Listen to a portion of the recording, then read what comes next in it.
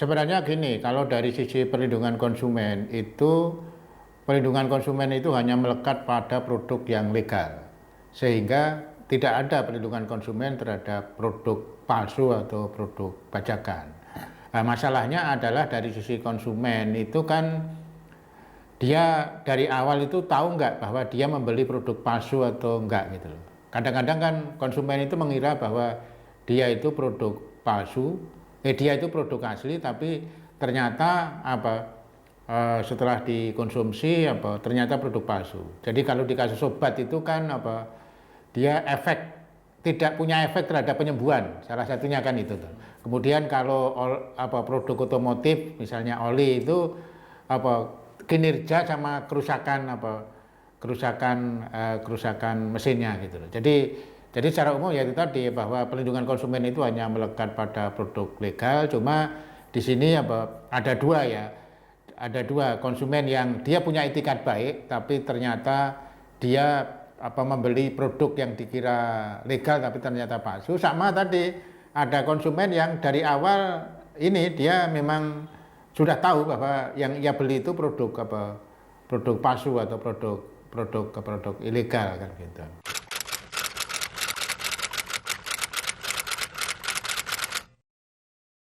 Ya pertama gini, karena kenapa produk palsu itu marak?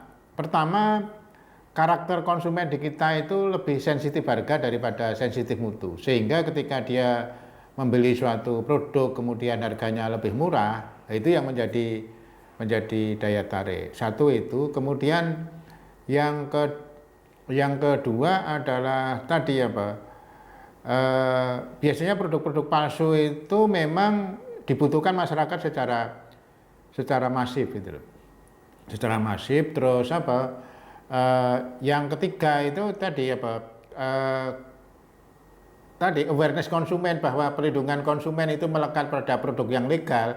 Mestinya ketika membeli suatu produk, pastikan bahwa produk ini legal gitu loh, bukan palsu kan gitu loh.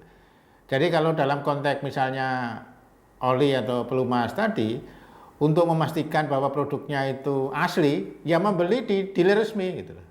Atau outlet yang bisa digaransi bahwa dia hanya menjual produk-produk yang legal. Karena catatan selama ini praktek-praktek produk ilegal atau produk palsu itu dia dipasarkan di outlet-outlet yang ya kaki lima lah kira-kira gitu loh. Jadi kalau misalnya obat itu mestinya kalau kita beli obat di apotek itu ada garansi bahwa obatnya asli. Tapi kalau kita beli di toko obat atau di ini ya itu nggak ada jaminan seperti itu.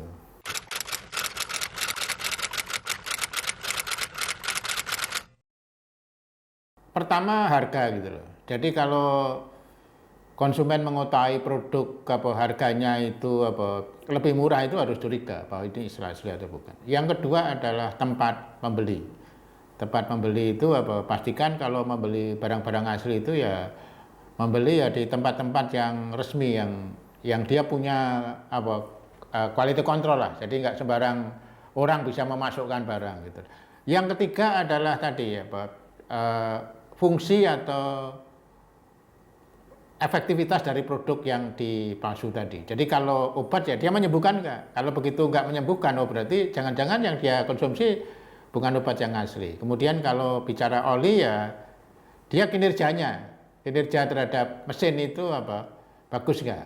Atau bahkan tidak hanya kinerja, menimbulkan efek kerusakan nggak kan gitu loh. Kerusakan nggak? Kalau di oli itu kan kebanyakan ketahuannya kan dari pengusaha angkutan kan. Pengusaha angkutan, ini kok kondisi mesinnya kan pada bermasalah, itu apanya kan gitu.